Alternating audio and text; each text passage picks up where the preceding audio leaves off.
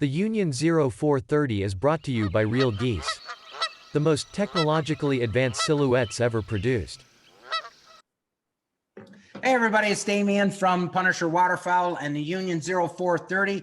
Welcome back, episode 53 or season 2, episode 3, however you want to look at it. You just got East Coast tonight, ladies and gentlemen, so we'll try our best to slow down when we're talking and pronounce our words as best we can. We'll be sure to add the H's where they belong and not drop them where they don't, you know, that whole thing. Anyways, just East Coast, we got Mark outside of the nation's capital, Ryan down in Nova Scotia. Dave is in the hospital, Dark Cloud. So he's in the hospital, and Phil is fighting crime. So you just got us three tonight. Boys, I got to start it off with this. And I don't like going on rants right off the bat, but here's a rant. We are failing as a society or something. So Ryan, and maybe you can, you know, add a little bit more context to this, but according to Facebook now, we are no longer allowed to sell decoys on Facebook Marketplace. Could you elaborate, please? So I was selling some decoys on a friend of mine's behalf, and through Marketplace and Facebook, and I'm trying to remember exactly how I worded the title. I think it was like waterfowl decoys for sale, field and water spread, and then in the description it was just basically an inventory of everything it was. So like, 1 dozen Avian X duck floaters, half dozen of DOA full bodies, whatever. Right, just nothing that said the word kill, or I don't even think I used the word hunt. No, I'm looking at it right now. It says waterfowl decoy set, field and water. That's all you said. There you go. And no description, no like cheesy like used car salesman, like everything you need in one load or anything like that, you know. And then just the pictures were literally of the decoys, the bags, all that stuff. And yeah, and then just a detailed list of what was for sale. That was it. And I went to post it at Marketplace, and a guy messaged me in a Nova Scotia waterfowl Facebook site, and he was like, "Hey, like your post, nothing shows up." And I was like, "What?" So I went through Marketplace, and it said that I had, what is it? Here, I'll read it for you. Yeah. It says, this listing goes against our rules on animals. It looks like this listing goes against our commerce policy on animals. Only you can see this listing now. If you think we got this wrong, you can request a review. Yeah. So right. maybe I need to change them to lawn ornaments. Yeah. I don't know, like the old Henriettas. So we'll see. Like, listen, I understand that times has changed, and we're not all knuckle dragging fucking cavemen anymore, and I get that, and we've matured over the years. We're not the same, you know. We abolished slavery. We know more, or at least in Canada, you know, religion isn't as prominent as what it used to be, all these things, and we've moved on past them, and I get it, and I understand why we did and why we need to. But like, at some point, someone's got to be able to say, all right, enough is enough. We've reached it.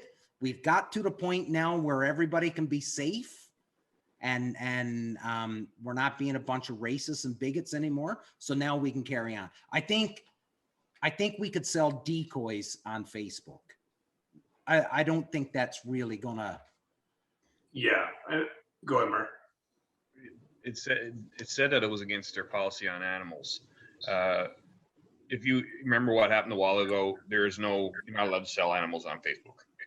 I wonder if it triggered because you were selling the word waterfowl come up and selling at a picture of decoys, what if it triggered some sort of algorithm or bot that said, "Oh, this is someone trying to sell animals"? I guess. Well, it could. Like, Facebook's pretty sensitive right now. I mean, even if you were to write a post like, "Hey, I just got my COVID vaccine," you would get the little COVID, warning or whatever for that. So What? it is pretty.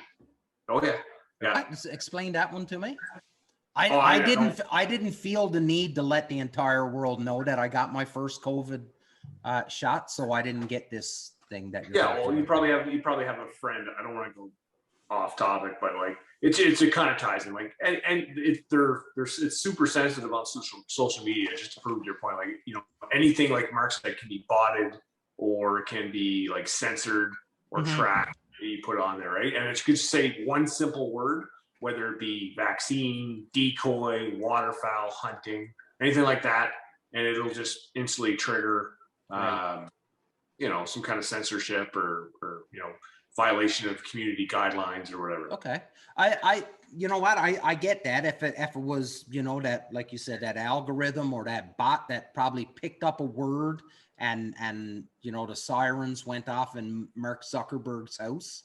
I get it. So maybe if you wrote back, maybe they would have approved it, right?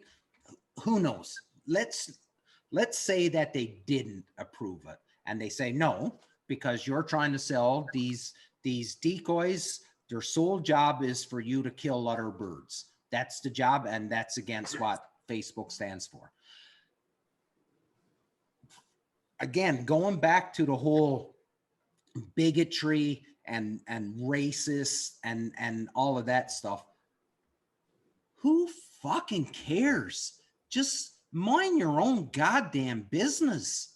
If somebody wants to go hunt, if someone is not walking down through downtown Toronto or New York City or whatever big metropolis that you're in, as long as no one's walking down the street with 10 geese hanging off their back and you're dragging them on the road while you're going, who fucking cares? Let people do their own thing and let them just exist without everybody getting involved. That, for some reason, everybody feels the need that they need to interject their opinion on what everybody else is doing these days. And I don't understand it. And for hunters, we're seeing it all the time now. Look at when we talk with Maddie Wilson, that same thing, and that missus that just jumped right onto his posts when he put that picture of his dad. What did that gain? That ruined that woman's night, apparently, just seeing that picture. And if she would have just continued on scrolling instead of writing something and getting all ramped up, then she would have been, able to carry on and watch Grey's Anatomy and everything would be fine. I get it. And I understand some of the stuff that, like, so the sale of firearms, I get that. I understand why they can't do that on Facebook, because you know that fucking Kyle is going to find an Uzi somewhere on Facebook and go in and shoot up a fucking school. I get that. I can buy. I can understand no selling of firearms. That's like Kijiji is no selling of firearms. I get it, but this is getting a little bit too much. Like decoys, like seriously, next it'll be camo. I don't really see the big deal about firearms on Facebook within like certain groups. I don't really see a problem with that, personally. Yeah. But I mean, like, we're lazy. We're lazy as a society, and we continue to get lazier. It's true though. Like, we continue to get lazier. Right? We're more reliant on technology. Like, if I have a 5-year-old son, if he watches Spider-Man and then sees a wall and thinks I can stick to a wall like Spider-Man, runs up, jumps into the wall, breaks his nose. I'm not going to friggin' write Marvel a nasty email that they shouldn't make that cartoon anymore. I'm just going to, I may have done that when I was a 5-year-old. Yeah, we all probably did that. You know, I'm gonna tell my son he's not watching Spider-Man anymore because I'm the parent. So it's just society today is just, I don't know, we're lazy and we're just the way it is. And these are just more examples. Like if you see something you don't like, then just move on. Like find something you do like. Don't waste your time with so much negativity. And you know, the more we rely on people and corporations to like police this stuff, the less, I don't want to use the word freedoms, but the less, yeah, maybe the less freedoms we have on these kind of platforms, really, essentially. So, but if that, ultimately it's a business, it's their platform, and if that's what they want to do, then I'll just go somewhere else or find another avenue to sell that kind of stuff. But is the way it is. Okay, so we use that the Facebook, right? And we use that as, listen, just mind your own business, leave the post alone. So here's the story for you. So my wife is driving home from work yesterday, and as she's driving through like the university core where all the students live and stuff, she said a bunch of girls wearing bikinis, and they're day drinking. They're students, university, they're day drinking in their bikinis, and they just got these signs: honk if you want us to drink. So of course she said everyone's just coming on to the horns, right? And these girls are just, it's a hot day, they're out and they're having, getting their drink on. So my response to that was like, well, good for them, they're having some fun. This is probably finals time frame, so they're probably writing finals. I'm whining. And she says to me, she said, oh yeah, I bet you do, find that okay. I was like, I really don't care. It could be half naked men for all I care. I'm comfortable enough that if it's a bunch of 20-year-old buffed half naked men, good for you that you're out getting drunk in the day. I wish I was getting drunk in the day. Like, but you know what I mean? Like, are they fucking hurting anybody? They're not hurting anybody. Just leave them be. Let people do what the fuck they want to do. As long as they're not causing anybody any harm, go for it. Yeah, pretty much. I mean, if they're not hurting anybody, breaking any laws, like what's the difference? But, yeah, fuck it, go for it. That is, and that, I mean, that's social media for it in a nutshell. 80% of what's said on social media, people probably wouldn't say if they were face to face with a group, right? Like, big time. It's just. I mean, it's got a lot of good things, and it's got a lot of bad things. I think more bad than good, really. But that's the way we are as society right now, and it's, I never thought I'd see the day where I can't sell a plastic duck on the internet, but here we are. So yeah, you just gotta be more creative with your yes. Actually, yeah. So with regards to, I've seen some pretty creative firearm posts on Facebook. It's pretty good.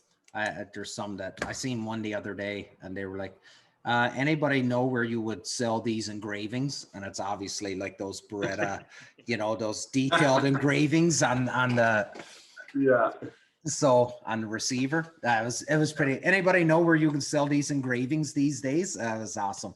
It was pretty good. Anyways, enough of that. Time to get back to duck hunting. So kind of going back though, I wanted to just bring on how small a world this waterfowling community is, Ryan. Like, so you put that post up for the decoys. The dude that actually replied to let you know that the ad wasn't. So like, I got a message. This is a crazy spider web. Like, I got a message from his name escapes me right now. But Andrew Lowe's, I think was his name. Yeah, we were talking to him all afternoon. I was talking about all afternoon, actually. Pretty nice fella. Anyways, he grew up like down the street from Phil on the podcast here. Yeah. And I was like, he noticed we had a bunch of mutual friends, as most people do in the waterfowling world in this side of the border because there's not a lot of us. So you know one guy, they know a bunch of other guys who waterfowl hunt. And he goes, yeah. And he goes, I see Phil Christian's one of your friends. I'm like, yeah, I do a podcast with him every week. He's good dude. And he likes to swear. And yeah, so anyways, he goes, yeah. He goes, I just grew up down the road from him. He goes, he moved to Nova Scotia. He lives in the same town where my sister lives currently right now. So that was kind of funny. And he goes, he saw my profile picture, saw that I trained a dog, and we started talking about dog training.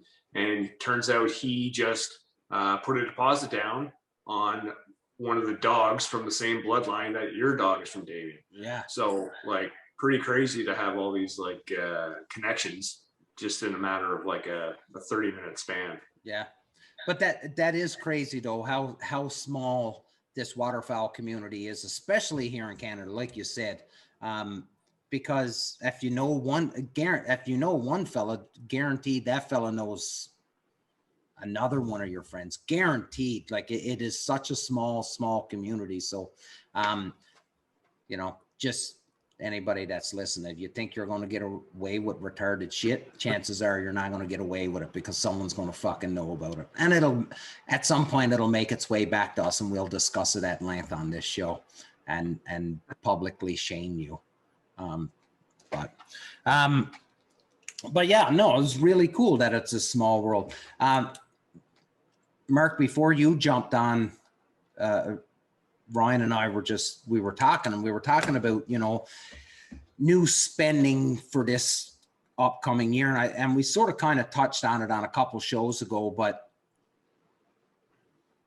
Ryan had said, he's sort of kind of drawed the limit on the electronics that he's going to use when it comes to duck hunting, right? Like he's got his 2 lucky ducks, and that's it, right? You got 2 lucky ducks. That's it, Ryan? That's it, man. Yeah. That's all he needs down there. Yeah. But so then I had said, well, I'd like to have one of those pulsators or one of those splashers. Right. But then I had said, but I don't think I really need it, because where I'm at early season, so I have a lucky duck that I put out early season, it works. And then we have a space in the middle of the season where we don't really have any big numbers of ducks, because they've pushed through. But on the late end, on the back end of the season, if you got open water, you're going to get ducks, because those big fat mallards are coming down from up north, right? And as long as there's open water, they're coming in. So I'm like, well, maybe I really don't need to spend any more money on this stuff, which brought us to the point where we were saying, like, how much more can you do? And what really brought it on was we talked about the blind for the dog, right? And Ryan said, listen, I'm going to go buy this one. It's basic. Like, what do I need? It's just for the dog to crawl into so I can dispatch her to go get birds. I don't need these little gimmicks and all of this stuff. And that's where we're at right now. Like, I wish I had that aha moment where I could think of the next thing that the waterfowl community needs to have, that I could patent and manufacture and become a millionaire with it.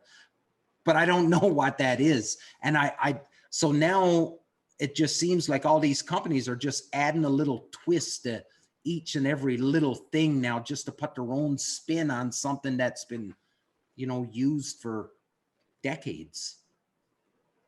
Do you know what I mean? Like, what more can you, like, what's the next innovation for waterfowl hunting? The next thing for Damien is a means to keep an open spot in his quarry. Yeah. That already exists. Yeah. And that's not an innovation. Yeah. And no, that's not an innovation. That's right. But it's everything it's getting to the point now where there's a lot of gimmicks and there's stuff that's borderline gimmicks. Yeah. And I think shot is the flagship in gimmicks. Like shotgun ballistics, and it's way, like companies make it way more complicated than it needs to be. And this is Mark's wheelhouse, like, but Yeah, it's all about, pattern density is a real thing. The type of metal, you're firing out of that shell is very relevant, and, the quality of powder and all that. But once you get past those 3-4 basic components of a shotgun shell, and we've had some ammo experts come and talk about that too, there's not much more than that. A square pellet versus a round pellet, it's just, I don't know. Yeah, go for it, Mark, because I know you. I just got to say, because, and it's been a little pet peeve of mine since, well, shortly after me and Ryan started waterfowl hunting together, because it was something that kind of, at first I was all over it, because, you got the latest gimmick, you're going to try it. But just for the general public, I know some people out there swear by certain brand names of ammo and what they do and the marketing behind it. But think about this. When it comes to a shotgun load, a consistently round pellet is going to be the best ballistics performance of anything you're going to put in a shotgun shell for shooting waterfowl. When you start adding corners to that shot, or ridges and all that stuff, it's marketing. It's a marketing gimmick. Those shells that do have that stuff and perform is more due to the wad and the chokes people are using. Nothing to do with the shape of that pellet once it leaves the round shape. As a matter of fact, the further downrange you get with these types of ammo, the less performance you're going to get. Now, that's not something because I prefer one ammo over another, and I'm not trying to knock different companies. It's a fact. It's science, right? Not rocket appliances. Not rocket appliances, but it's a fact. If those shells perform with that stuff, it's because of the wad, or the powder, or someone's choke, and they do use really good wads nowadays. I got to say, like, the wad performance is really what's pushing what's happening with a lot of the shotgun shells nowadays. Granted, if you're going to use a heavier than steel pellet, that's also going to perform better, obviously. So there's those things, but for the other stuff, round is better. Well, that just makes sense. Round is better. Like, when you're going distance, like if somebody says to me, and I'm like you, I'm not in here to put down a different ammo company or anything like that. But if you're telling me a square is traveling faster and better than a circle, then it probably got a lot to do with the range of birds that you're taking down out of the sky. So you're not doing that overly long shot. It's something that's very close. You could have thrown out equilateral triangles out of your fucking shotgun and it probably would have still knocked down the bird. Do you know what I mean? But if you're talking about ballistic qualities, then yeah, round is what works. That's and we're not ballistic engineers or scientists here. So, but we put lots of rounds down range. But if somebody from Heavy Shot's listening to this and they're like, "Oh, you guys don't know what you're talking about," then feel free to send us each a box of 3-inch number 2s at Punisher Waterfowl, 123 Fake Street, PO Box, anytime. So prove us wrong. Or even call us and come on the show and explain the science to us. Yeah. Better have a good explanation. The other thing that drives me. You want to know what really grinds my gears? The other thing that I always find gimmicky, and I don't, before I say this, I don't think you two are one of these guys, or Phil or Dave, but there's that guy who carries like 4 different choke tubes in their blind bag. And it's almost like you're a golfer and like, you know, the wind's in your face hard today, so you're like, I'm gonna keep, you know, I'm gonna use the 9-degree driver to keep the ball down for trajectory. You know, oh, the birds are finishing tight. I'm gonna use this more open choke. Like I don't like whether I'm shooting a bird at 15 yards or 35. Like I use the same choke, and I don't know why.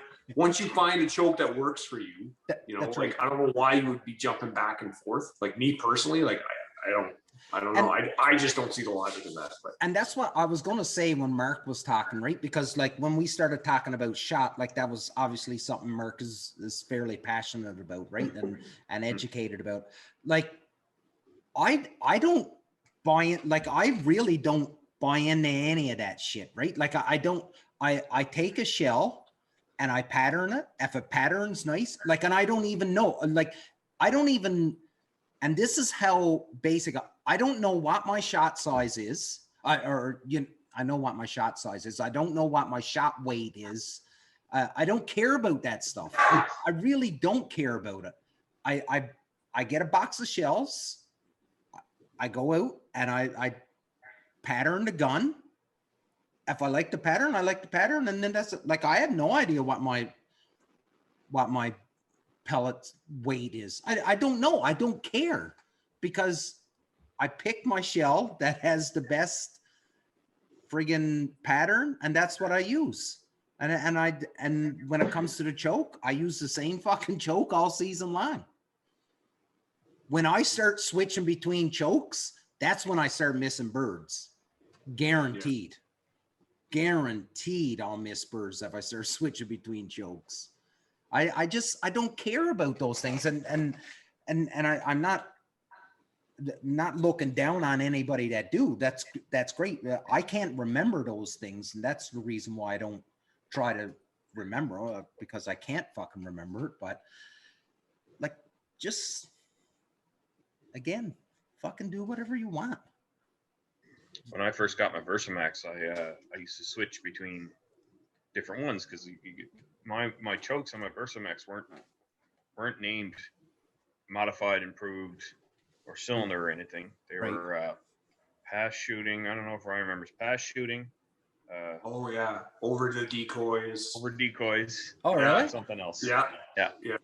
And anyway, so my Lemonade 7 had the same chokes. Yeah. So I was switching because I was doing different kinds of shooting. I was like, I'm gonna use this one today and whatnot.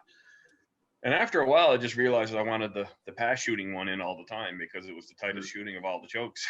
Really, that's what I ended up using. And then after a while, I didn't even use them anymore. And I went and got myself a Carlson's improved modified, which is between a modified and a full. It's a 710 constriction, and the thing works beautifully out of my gun. And I've killed a lot of birds with that choke. And that's just the one I like.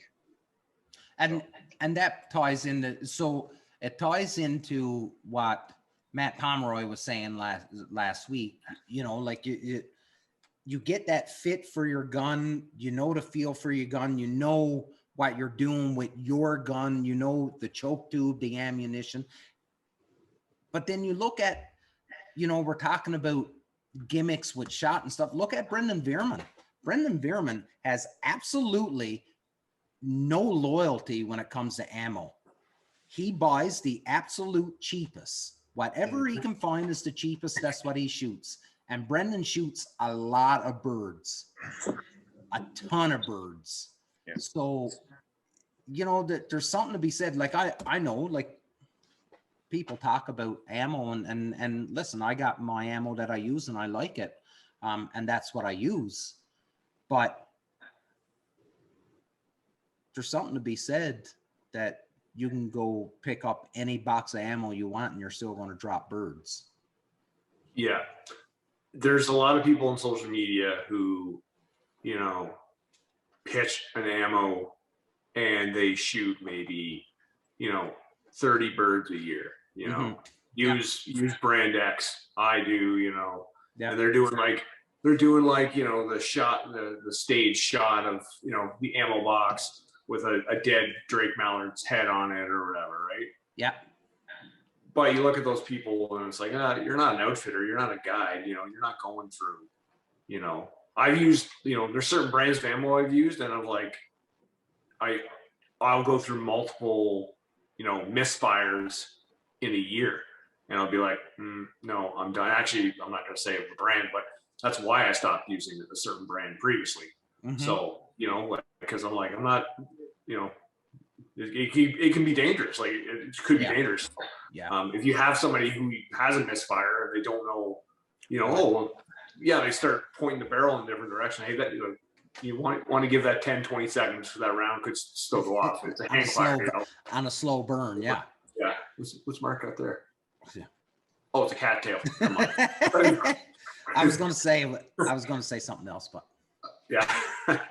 So, anyways, but going back, just circling back, like I think it is important to kind of pattern your shot. Find a gun that fits. Like we've talked about in previous episodes, it's kind of a trial and error. And like, find a gun that fits you. Find a choke that works, and find an ammo that you're comfortable shooting. And when you get those three to make like a marriage, like you're gonna be happy.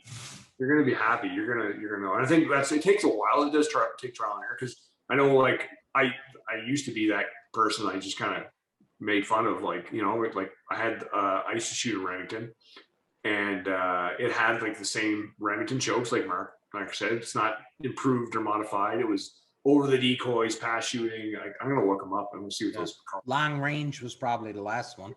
Oh, No, pass shooting was long. Pass shooting was long range. Oh, really? Yeah, it was the full choke. And they'd always be in my blind bag. I think it was my dad one day when we were hunting a small pond, and I'm like looking for the wrench. He goes, "What are you doing?" He goes, "I'm trying to put in a smaller choke." And he's like, "Why?" And I'm like, "Well, I don't want to shoot a full at like a bird at 15 yards." He goes, "Why not?" And this kind of goes back to when Matt was on last week. Just aim small, miss small. Yeah. And that's what it's all about, man. Like from then on, I shoot a pattern master extended range right now. Yeah. I've been shooting it for probably 6 years. It's the only choke that goes in my gun, no matter if I'm shooting at 10 yards or 40. Yeah. So. Yeah, and I think that's a good point.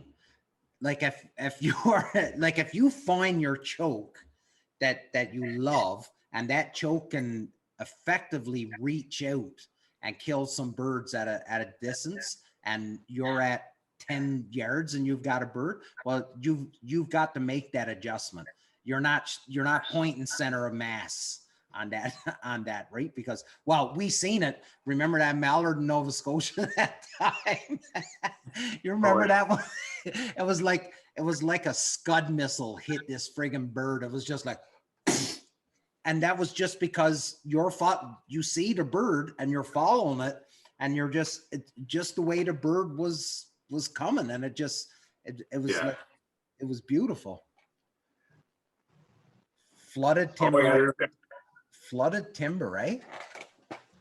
Yeah, that's the name of them. I wanted to ask this question, and the only reason why is because I've started it this week. When do you guys start getting your heads wrapped around duck opener? Because I've started this week. Like I'm starting now to start putting my plan together, where I'm going, who I'm going with, and start doing the plan now. Here I am in June. I've got July, August. I've got 3 more months to go before duck opener, and I'm already starting the planning right now. For me, it's on the back burner most of the summer, but it really start putting some thought into it by early August. I was literally over at my buddy's house the other night going through. He had like an abundance of old decoys he hadn't used. He didn't know what he had or name brands or anything. So that's what I posted for sale there online earlier today. So we're going through all his decoys, and we're just hauling them, organizing stuff out and setting everything up. And, he's like, "Oh man," he goes, "this looks good." He goes, "I didn't even know I had this much stuff." And that just kind of got the itch going for me just a little bit, Yeah. So, and now I'm driving around in the countryside, and I'm kind of like, "Oh, look, Farmer Johnson's got corn this year. Who's got wheat coming up?" It kind of like organically kind of happens this time every year. here's a question for you. And this is a question because I honestly don't know it. And maybe I should know it, but I don't. So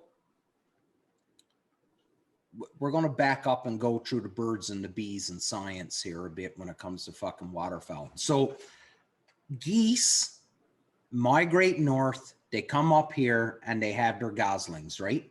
So when they have their goslings, they lose their flight feathers, right? So they're not flying. Once they have their young, they're not flying, right? They're stuck to the ground, correct? When they molt, yeah. Yeah, when they molt. Okay. So if I see major flocks of birds flying around, is that just because there was always that theory that geese were monogamous, right? Like they bred for, or they paired up for life. So if I see a flock of birds flying around, geese, are that a bunch of widows or widowers? Do you know what I mean? Probably molt migrators, which means like you're unsuccessful breeders. That's probably what it is. What do you mean when you say, what do you mean when you say, oh, okay, so your first years. Okay. Yeah. Or unsuccessful breeders. Like, so what do you mean when they lost the nest? They didn't breed. Like, there's a lot of reasons. Right. So like predators got their eggs. I never thought about that. Yeah, Mr. Gander isn't quite performing well in the nest. Whatever. Yeah, a little bit of anxiety issues or stage fright. Okay. So I seen a bunch of birds fly over the house the other day, and because same thing. I'm driving around the countryside and I'm seeing all kinds of goslings, and they're growing fucking fast. They seem to be bigger at this point this year than they were last year, in this area anyways. But then I'm seeing all these other birds that's just flying around. I'm like, what are they like? Are they the ugly geese that nobody wanted to have babies with? I don't know. Yeah. So I thought I'd ask the question.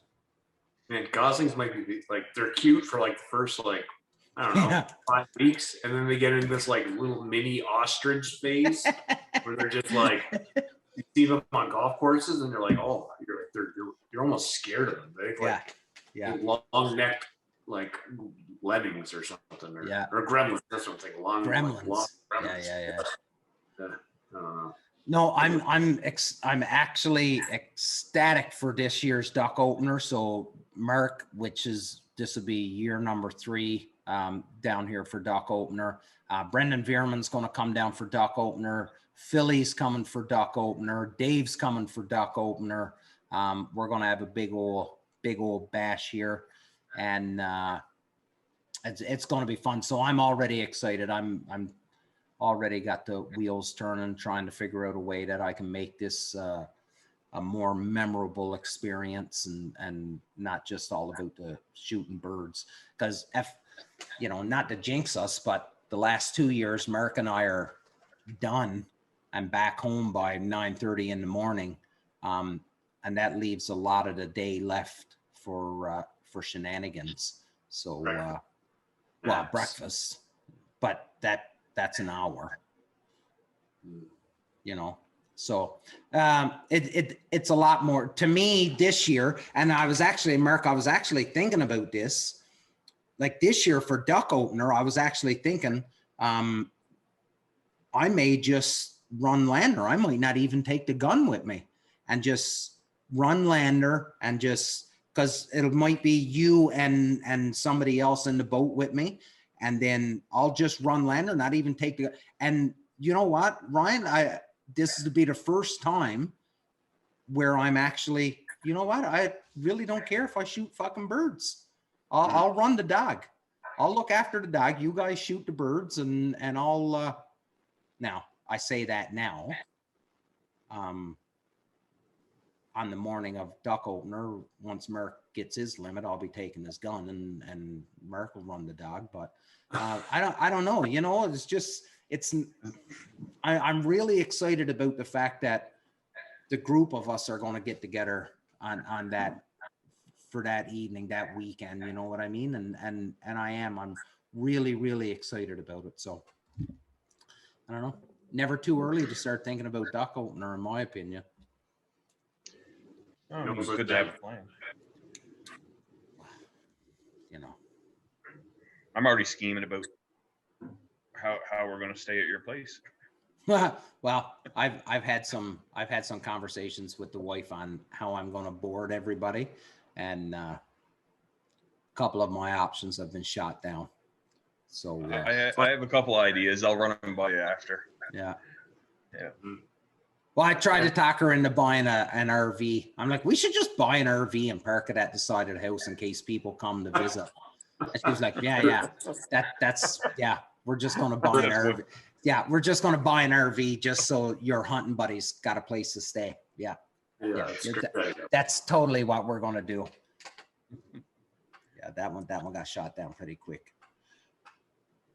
But that just goes to show my commitment to ensuring everybody is comfortable, is that I would go in debt heavily. Yeah. Just so that you're comfortable. Second mortgage. I got a couple ideas. I'm going to run them by you after. There's no need to share them with the entire world just yet. What's that? I got a couple ideas I'll run by you after. There's no need to share them with the entire world just yet. Millions and millions of fans. As long as it doesn't involve mod tent, I'm sure he's game. Somebody had a picture on Facebook the other day. They were like, people says you can't smell a picture. And they showed a picture of mod tent and they were like, I can smell this picture. And I'm like, yeah. I can smell. Especially on a hot summer day. Mm-hmm. Canvas. Yeah. No, that absolutely that is good, man. It's awesome. So we've got a couple really cool. So we had a really cool guest. It was going to be a pretty educational episode again tonight. Like we had a really good one with Matt last week. Actually, this fella, he sent me a message yesterday. He started listening to the episode, and he actually paused the episode, ran to his gun safe, pulled his gun out, and started doing the things that Maddie was saying in the episode, just to see if everything was lining up right for him, and if his gun was actually fitting him, and everything he was doing right. So, you know, that's a huge, Ryan, we were talking about it before we started recording, you know, it's a huge feather in the hat. And even the fella that messaged you about the posts, when you said you and Phil do a podcast, he said, yeah, I listen to it regularly. Like that's, yep. You know, I know there's a lot of people that listen to it and listen to this podcast, this show, whatever you want to call it. And, you know, they're just doing it from the backbenchers, and they're not, you know, on Facebook and on social media tagging us and stuff. I can't say enough thanks. And like every day, it seems like I'm meeting somebody new that's listening to the show, or you guys are telling me about somebody that, you know, that listens to the show, but yet they're not, you know, commenting or whatever. Sometimes you get caught up in how many likes and how many views and all of this stuff do you get. There's a ton of people that's just not even commenting, you know. It's just I don't comment. No, just a nice little feather in the hat there when somebody says, yeah, that was really good. That was really informative. I like that. I had to go check it out. I just like talking about waterfowling and everything that is encompassed with it, whether it's like dog handling and shooting and calling, you know, your decoys, like everything. We all, the five of us, we love, live and breathe it. Like, yeah. And when you find, whether you're like hockey or woodworking, whatever, like when you find people within your niche, you just tend to just be able to communicate with them a lot more easier and get along with them. It's just the way it is, right? Like you just kind of jive. So that's the best thing about a platform like this, like a podcast, and like people are out there and they, you know, they kind of hear a lot of our stories and what we do and where we've been and what, you know, and hopefully it can relate to some people and people want to reach out and just like just chew the fat on everything waterfowl hunting or turkey hunting or whatever, man. That's what it's about. Yeah, absolutely. That's we always say we're as advertised. We're not experts. We don't claim to be experts. We have our opinions. Sometimes we're right. Sometimes we're wrong. Probably wrong more than often, but I could say that's we got a big thing coming down the pipe here. Probably in a couple months. We were talking about it yesterday. And like I said, I'm just a point of contact. You guys are all the knowledge. I'm just a pretty face. That's it. I'm the eye candy. You're Vanna White. Yeah, I'm Vanna White. That's me. Yeah. No, but seriously though, like the show is, and we've talked about it a number of times off air, but the show is exactly what we envisioned it to be. Obviously it's gotten a little bit more popular than we thought it was going to be, because we really didn't think that it was going to get to be this popular and this many people watching it. But as for content and the way that we carry ourselves on the show, I think it's the same now as opposed to it was on episode 1. We still treat it the same way. The show is the show, and you know, our guess is what makes it makes the episodes even extra specials, because we've had some pretty fucking amazing guests on this show, and some super knowledgeable people, and some great human beings. So, you know, we've been spoiled for sure. You know, we've got to meet some pretty cool people we probably otherwise wouldn't have had the opportunity to meet. no. You know, I think we need to do a story episode. I mean, we've got so many stories between the 5 of us. Yeah. That don't get told a lot. Maybe we'll cross that bridge someday, but and I guess the whole or the old Army adage, no names, no pack drill, right? And you just, if it's the ones where someone is really going to get called out on it, we'll just not say names. But yeah, we've got some doozy stories, and you know, the 5 of us have come across some doozy characters over the years too. So, Ron, do you remember that time we were, I think it was down in Nova Scotia, and we're hunting, and this guy shows up in a blue and white jacket. Was it you? Guy shows up in a blue and white jacket and a dirt bike helmet. A young feller, and he showed up right in the middle of our hunt, and he wanted to join us. This must have been with my dad. It might have been at Brian's Field. Okay. And anyway, he shows up, comes along. He's like, "Yeah, can I join you guys?" I'm like, "Well, we'd love for you to join us, but we can't hide you." yeah, you're blue. He's a teenager, right? Yeah. Just and let's say, what's the term? Cognitively impaired. Yep. Slightly. So, anyways, we had to kind of convince him we couldn't help him out at that moment, but we would love for him to join us again in the future if he had different clothing or something, right? Because we weren't hiding in a blind; we were just standing in a fence line, right? We couldn't hide him, but it was just funny that the guy showed up. He heard the shots, and he just showed up out of the blue. But he wanted to hunt. He heard the shots, right? I thought that was it was pretty cool that way, but it was also funny at the same time. I took a fella out on opener about 5-6 years ago.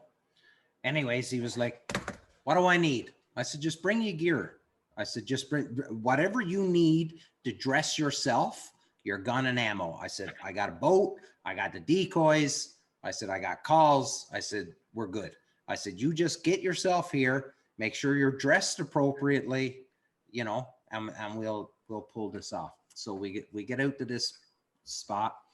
And I said, "All right." I said, "Well, I'm going to go set out the jerk rig. You just you know, put the lucky duck here and then, you know, throw some decoys out, you know, in around this area, right? So he was in the boat and he was doing that, right? So anyways, we set all up. I still didn't notice at this point. Sit in the boat. First light comes, birds come in. He takes a shot, hammers a bird. It goes down. No dog or nothing then, right? I was like, better get out there and get that bird before he, you know, floats away. And he's like, well, I don't have any waders. And I'm like, what do you mean you don't have any waders? And he was like, well, I don't have any waders. I was like, you're a duck hunter and you don't have waders? And he was like, well, I've never needed them before. I was like, how have you never needed waders? And you're a duck hunter. And it's not so much a funny story. It's more along the lines of a shock that I was like, how have you ever retrieved your birds? He was like, well, I just pick them up at the end of the hunt. I just keep track of them. I was like, you honestly don't own waders. Don't own waders. And I was like, this is a first for me. I've never met somebody that didn't own waders.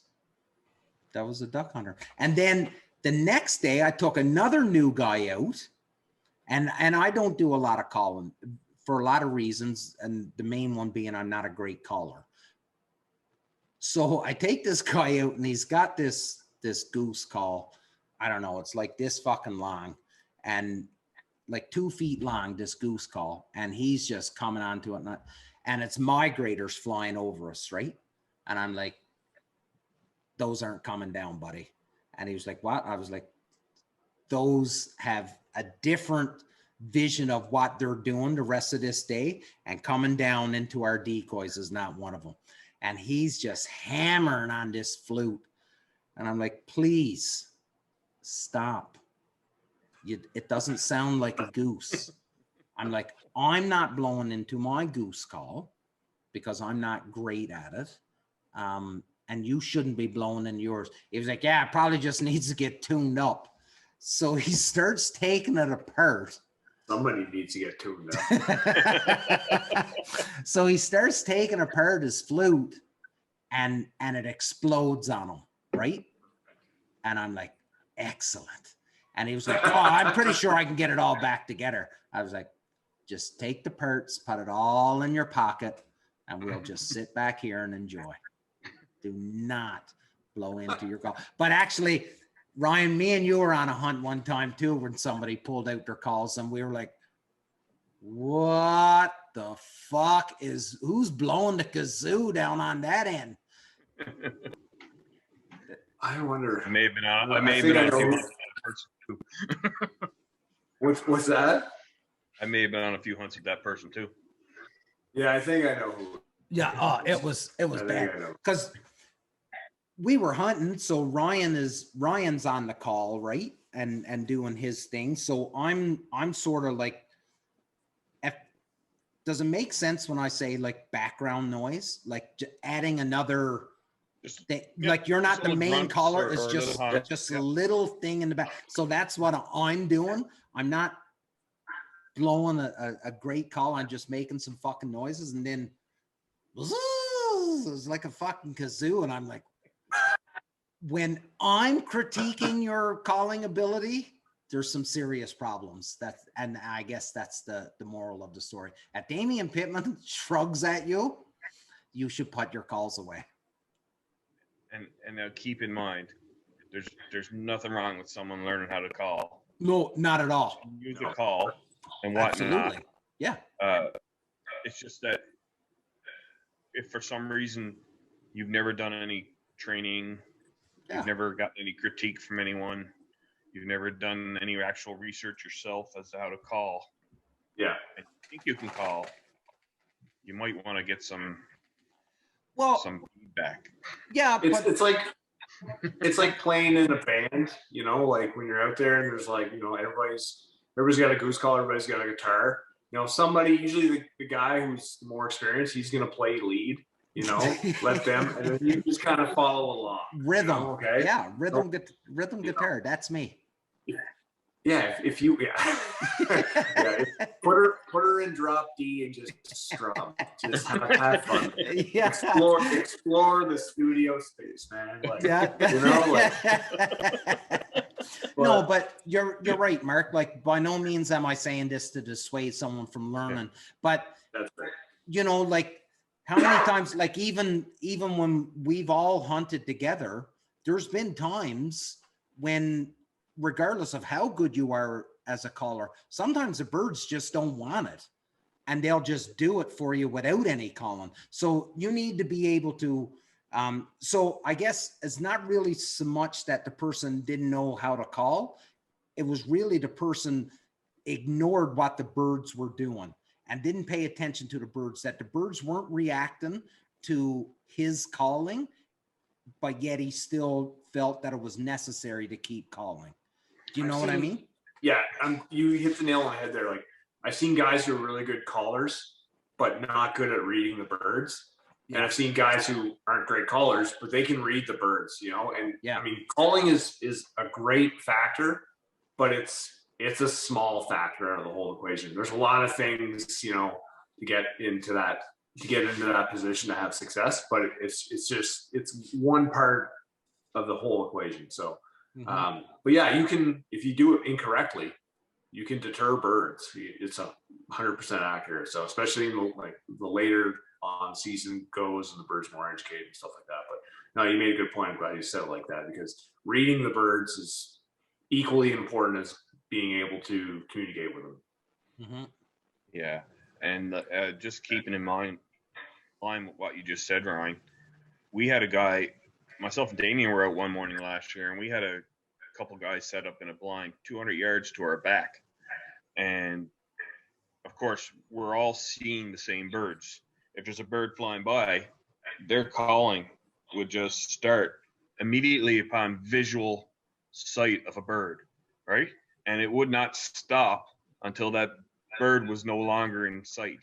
Even if there was a bird working into our decoys, they were continuously calling, and the bird would just flare on their calls. It had nothing to do with our setup or anything, because A, they were always calling, and B, they didn't know how to call, right? So it was kind of annoying. It's like, if you guys would only shut off for 1 second and let a bird work or see what a bird's doing, you might get something back there. Yeah. And we might get something too. Right? So, funny story from last year. Me and my dad were just traffic hunting some geese, and there's some few flocks. It was like, I think it was the last week of the early season. So there's a few birds around, stuff shot up. Like, it's not, we don't have a very hot early season where I live. Anyways, and there's like another group of guys, like young guys, probably new, you know, didn't have a huge spread, just, you know, they're just getting into it. They're like 2 fields over from us. We can't see them, but we can hear them. You know, I can hear them like talking if they're talking and laughing loud enough. Anyways, so we're just kind of bored, and you know what you're like when you're a young hunter, and everything just kind of gets excited. And, you know, here I am with my father. We've got a few hours in the blind, and we can hear these guys hooting and hollering, and my dad's like, man, my dad says to me, this guy's never gonna kill any geese if you can hear them from here. And I'm like, I said to my dad, I'm like, well, let's see if we can get them a little excited. So I just get on the goose call. I just do a couple like clucks, like, you know, and they instantly go quiet, and it's quiet for about 10 seconds. So I got their attention, and then I cluck a little louder this time to make it sound like, okay, there's birds coming. Yeah, they're closer. And man, it was like a 6th grade birthday party over there. Every kazoo and chime and wind noise you could hear. It was like, it sounded like a parade going through a cornfield. We were just on it. So yeah, you gotta have a little fun with it sometimes, I suppose. But yeah. And it's great, and maybe something that we could touch on. We're getting pretty tight on time here right now, but something that we could touch on some other time. And I want to get this out there so you can wrap your heads around it, and then the listeners can probably think about if it's happened to them or if they've done it. Listen, there's no need to lie when you're in the blind. So You don't need to say, you're not going to impress me by saying that you fired 3 shots and killed 3 birds when I know I'm sitting or I'm in a blind next to you and I know I killed one of those birds. You don't need, like, you're not impressing me. You're not going to get any special award if your dog, and listen, Mark was with me when my dog just completely fucking did not want to do work last year. If your dog doesn't want to work, it's okay to say that your dog doesn't want to work. Don't make up some bullshit story that, well, yeah, she was working, but must have been a coyote out in the field or something she got a scent of, and she just didn't want to go. Like that, because I've heard those stories. I've heard when the dog wouldn't go, it must be a coyote out there. Listen, dogs have bad days too. Everybody gets down. You know what I mean? Like, don't lie. Just, dog's being a fucking bonehead today, or I can't shoot shit today. Just own it. Stop pretending to be something that you're not. Yeah, or be one of those guys and I hit all 3 of those birds because all 3 of those birds are flying away. You are witnessing a miracle. Yeah. Here flies. I hit all 3 of those. Yeah. Hey, I have seen it though, and you can call it bullshit. I know I've hit birds and I've seen them like they're flying, and I've seen them like knock back and then just continue on flying. I've seen that big time, and I'm not lying. Anyways, this was episode 53, everybody. I want to do a quick little plug for, I know it's late in the episode, but hopefully everybody's still listening and they haven't got bored with us yet. But I want to do a quick plug for Wild for Hope, the fundraiser that Brian McRae, who's been a guest on this show a couple of times, it's his fundraiser. And just so that you know, when you buy, donate, you attend these events, not only are you helping his son Jace, but you're also helping a ton of other families in his local area. And that is such an important thing right now. We just did our announcement on what we're donating, which is small time compared to what some of these amazing companies and organizations have stepped up and provided for prizes for Wild for Hope. And my quick little plug, I would love to see Brian's Facebook page absolutely blow up with new people following it and registering for the online auctions so that they can be part and hopefully raise some money for cerebral palsy in the Peterborough, Hastings area here in Ontario. Quick around the table. It's a small table tonight, Mark. Good to see you, boys. Good chatting. There's one topic I wanted to discuss. We'll hit it up next time. Maybe we can extend this if it's a good topic. No, it'll take too long. I'll tell you what I was thinking.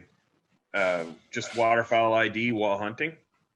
How to work on improving that. Yeah.